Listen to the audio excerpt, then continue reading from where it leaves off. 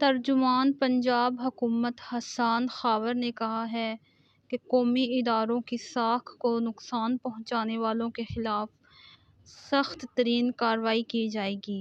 تفصیلات کے مطابق اپنے ایک بیان میں حسان خاور کا کہنا ہے کہ جعلی ویکسینیشن سرٹیفکیٹ بنا کر سسٹم کو خراب کرنے والوں سے کوئی رعایت نہیں کی جائے گی۔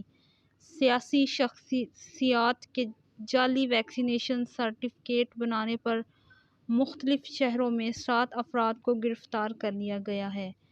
ان افراد نے حساس معاملے کو مذاق بنایا اور جان بوجھ کر پاکستان کے ویکسینیشن سسٹم کو متاثر کیا۔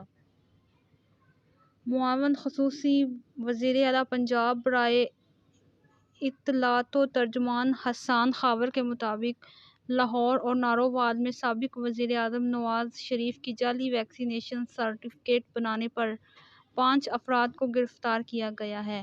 ملتان میں سابق وزیر خزانہ اسحاق ڈار کا جعلی ویکسینیشن سرٹیفکیٹ بنانے والے شخص کو گرفتار کیا گیا ہے۔